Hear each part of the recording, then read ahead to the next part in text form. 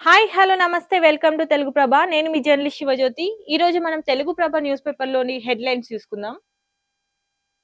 అభ్యర్థి కాదు పార్టీనే తీరుమారిన బీఆర్ఎస్ ప్రచారం. జూబ్లీ హిల్స్ ఉప ఎన్నిక క్యాంపెయిన్ లో మాగంటి గోపీనాథ్ ఊసేలేదు. సానుభూతి అంశం మాట్లాడరు. తారక్ ప్రద్యుమ్న రంగ ప్రవేశంతో రూటు మార్చిన భారత రాష్ట్ర సమితి వివాదాన్ని లెక్కపెట్టి తెలివిగా ముందుకు. వార్డుకో మంత్రి గల్లీకో ఎమ్మెల్యే. కలియదిరుగుతున్న కాంగ్రెస్ నేతలు నగరంలో రెండో సీటు కైవసానికి అడుగులు. సినిమాటిక్ గా సాగుతున్న ఉప ఎన్నిక ప్రచారం. జూబ్లీ హిల్స్ ఉప ఎన్నిక కాకరేపుతున్నది. 10 ఏళ్లు పాలించి చతికిల పడిన బీఆర్ఎస్ ప్రస్తుతం పాలక పక్షంగా ఉన్న కాంగ్రెస్ నువ్వా నేనా అన్నట్టు బరిగీసి తలపడినంత పని చేస్తున్నాయి. ఎందుకంటే ఈ ఎన్నిక ఇరు పార్టీలకు కత్తి మీద సాము లాంటిది. ఏ పార్టీ ఓడినా ఆ ప్రభావం రానున్న స్థానిక ఎన్నికల మీద పడే అవకాశం ఉండడమే దీనికి ప్రధాన కారణం. బీఆర్ఎస్ గెలిస్తే ఆ పార్టీ మళ్ళీ జవసత్వాలు నింపుకోవడానికి ఊతమిస్తుంది. కాంగ్రెస్ పై దునుమాడడానికి కలిసి వస్తుంది. తమ గత 10 ఏళ్ల ప్రభుత్వానికి గీటురాయి అని చెప్పుకోవడానికి అవకాశం ఇస్తుంది. 2 ఏళ్ల రేవంత్ సర్కార్ ను కడిగేయడానికి అక్కడికి వస్తుంది. హైదరాబాద్ లో కాంగ్రెస్ ఉనికే లేదని భాగ్యనగర ప్రజలు ఆ పార్టీని అస్సలు అంగీకరించడమే లేదని వేదికలపై నొక్కి చెప్పడానికి వీలు కల్పిస్తుంది. అందుకే బీఆర్ఎస్ కి ఇప్పుడు జూబ్లీ హిల్స్ ఉప ఎన్నికల్లో గెలవడం అవసరం.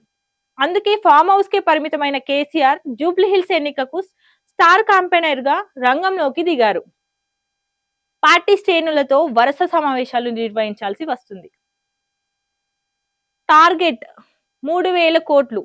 కోకాపేట్ నియోపోల్లో ముచ్చటగా మూడోసారి భూముల విక్రయం. 25,000 ఎకరాల ఈ వేలానికి సిద్ధమవుతున్న హెచ్ఎండిఏ. ఫేజ్ 2 లో ఎకరానికి అత్యధికంగా 177 కోట్ల ధర. వచ్చే నెలలో ఆన్లైన్ బిడ్డింగ్.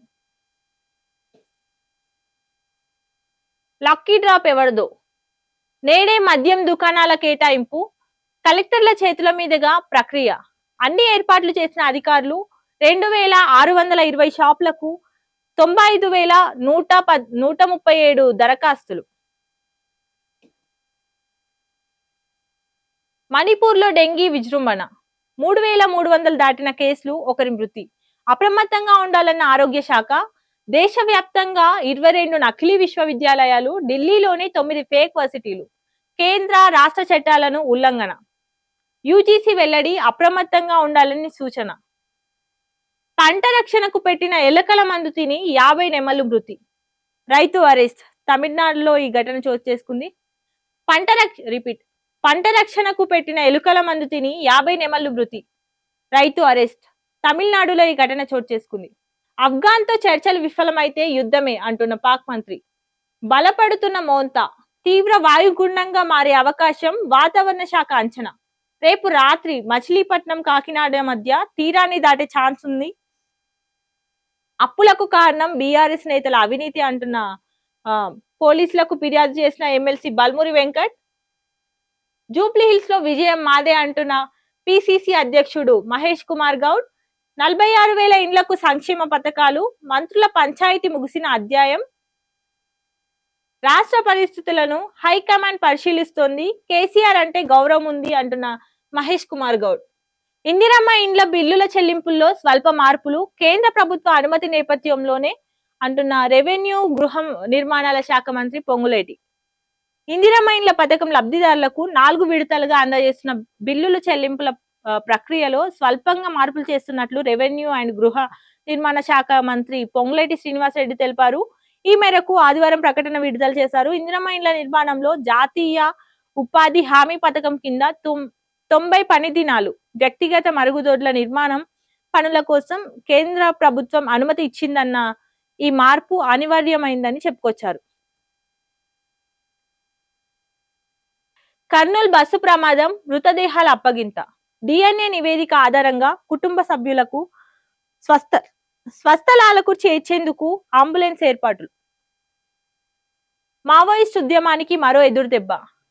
డివిజన్ కమిటీ కార్యదర్శి ముఖేష్ సహా 21 మంది లొంగుబాటు. అందులో 18 ఆయుధాలు అప్పగింత. లొంగిపోయిన వారిలో 13 మంది మహిళలే ఉన్నట్టు తెలుస్తుంది. Wonder book of world records లో శ్రీనివాసులు. కరీంనగర్ లో ఘనంగా వార్షికోత్సవం, తలసేమియా బాధితులకు అండగా రక్తదానం.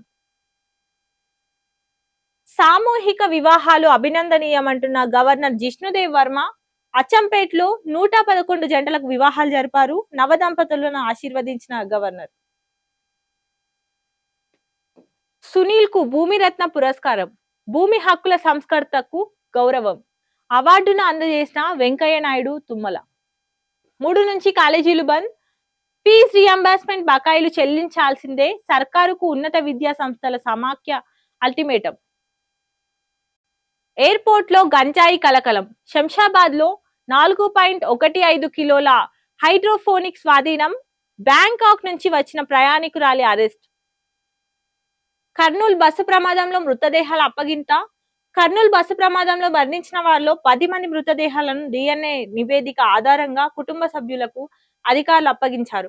మరణ ధృవీకరణ పత్రాలను కూడా వారికి అందించారు. ఈ ప్రక్రియను జిల్లా కలెక్టర్ ఏ సిరి పర్యవేక్షించారు. మృతదేహాలను స్వస్థలాలకు చేర్చేందుకు అంబులెన్స్లు ఏర్పాటు చేశారు. ఈ ప్రమాదంలో బస్సులోని 19 మంది సజీవ దహనమైన విషయం అందరికీ తెలిసిందే.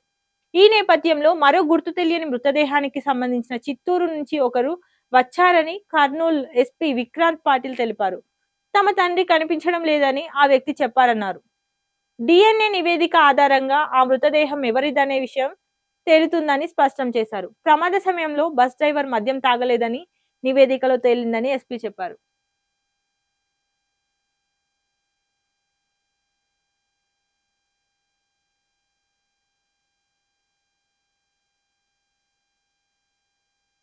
అప్పులకు కారణం బీఆర్ఎస్ నేతల అవినీతి అంటున్న బల్మూరి వెంకట్. రాష్ట్ర అప్పులకు బీఆర్ఎస్ సర్కార్ 10 ఏళ్ల అవినీతే కారణమని కాంగ్రెస్ ఎమ్మెల్యే బల్మూరి వెంకట్ ఆరోపించారు.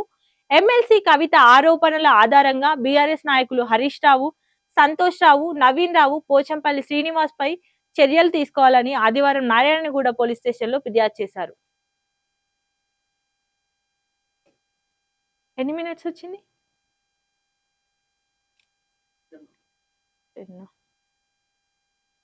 ఇంకేమైనా చెప్పాలా? అందులో ఒక 2 మినిట్స్ కట్ చేసుకుంటారా?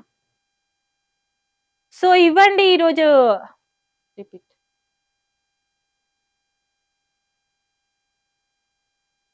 సో ఇవ్వండి ఈరోజు తెలుగు ప్రభలోని ముఖ్య వార్తలు. చూస్తూనే ఉండండి మరిన్ని అప్డేట్స్ కోసం.